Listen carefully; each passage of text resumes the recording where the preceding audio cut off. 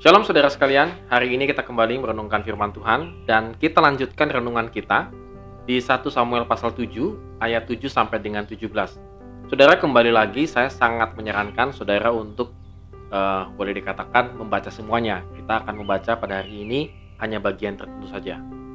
Ketika didengar orang Filistin bahwa orang Israel telah berkumpul di Mizpah, majulah raja-raja kota orang Filistin mendatangi orang Israel. Serta didengar orang Israel demikian, maka ketakutanlah mereka terhadap orang Filistin. Lalu kata orang Israel kepada Samuel, "Janganlah berhenti berseru bagi kami kepada Tuhan Allah kita, supaya ia menyelamatkan kami dari tangan orang Filistin itu."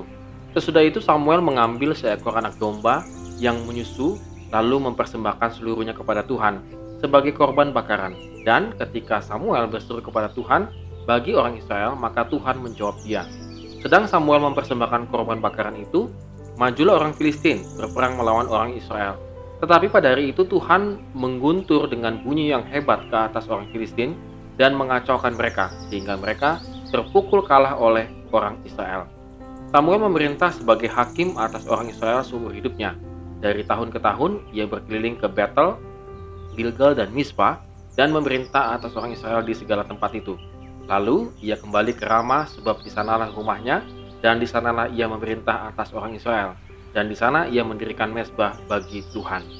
Ya, saudara sekalian, setelah bangsa Israel bertobat, kalau kita bisa baca yang kemarin, maka Israel itu diuji oleh satu peperangan yang tidak gampang, yaitu ketika mereka sedang berkumpul di Mizpah, yang awalnya adalah berkumpul untuk pertobatan, tetapi dibaca lain oleh bangsa Filistin. Bangsa Filistin mengira bangsa Israel sedang berperang, mengira untuk mempersiapkan satu pemberontakan terhadap orang Filistin. Jelas sekali saudara sekalian bahwa kalau kita bandingkan orang Filistin dengan orang Israel, maka di atas kertas orang Filistin pasti menang. Maka orang Israel sangat wajar, mereka sangat ketakutan luar biasa. Karena pada dasarnya mereka kan gagal ya. Maksudnya mereka itu kan bangsa yang dikuasai oleh orang Filistin. Nah, saudara, kita bisa melihat di sini ketakutan mereka sangat luar biasa.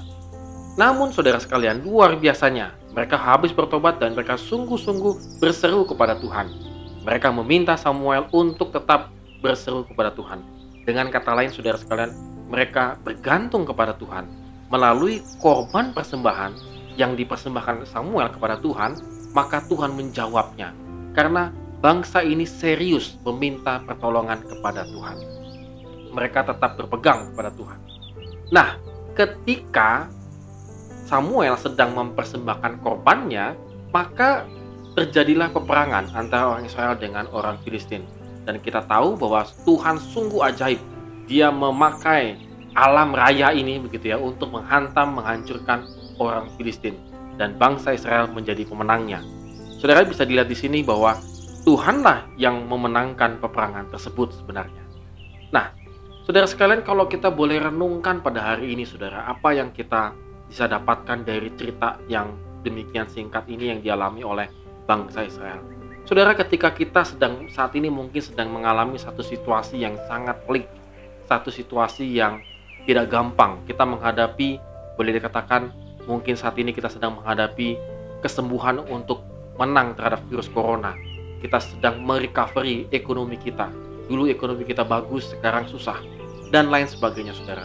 Tetapi saudara lihat apa yang dilakukan oleh Samuel. Dia mempersembahkan korban kepada Tuhan. Saudara, hal ini memperlihatkan bahwa Samuel memiliki hubungan yang baik dengan Tuhan. Begitu juga dengan bangsa Israel. Mereka tetap memohon pertolongan daripada Tuhan. Dan ketika mereka memohon kepada Tuhan, Tuhan menjawabnya. Saudara, kalau pada saat ini mungkin seolah-olah saudara, Tuhan tidak menjawab segala permohonan kita. Tuhan tidak sepertinya diam. Dia tidak peduli dengan sikap kita, hidup kita, atau yang kita sedang hadapi pada saat ini. Saudara, ketahuilah bahwa sebenarnya Tuhan sangat peduli. Tuhan akan menjawab tepat pada waktunya.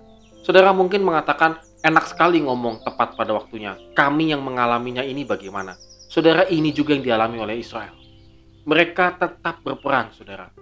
Artinya bukan berarti mereka meminta lalu Tuhan tiba-tiba langsung turunkan guntur langit selesai. Tidak. Mereka tetap berperang melawan orang Filistin sementara Samuel mempersembahkan korban.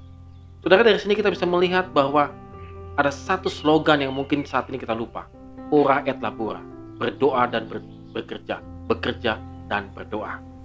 Kita tidak hanya meminta kepada Tuhan lalu berhenti bekerja, itu salah. Kita juga tidak hanya bekerja dan bekerja, tapi tidak pernah memiliki relasi dengan Tuhan, ini juga salah. Dua-duanya jalan. Bangsa Israel tetap menghadapi bangsa Filistin. Begitu juga dengan kita. Kita tetap menghadapi apapun yang terjadi di dalam kehidupan kita. Kita tetap hadapi. Maka Tuhan menolong kita tepat pada waktunya. Oleh karena itu saudara sekalian, mari kita renungkan firman Tuhan pada hari ini. Apakah hidup kita ini sudah sungguh-sungguh berserah kepada Tuhan? Amin. Tuhan Yesus memberkati setiap langkah kehidupan kita.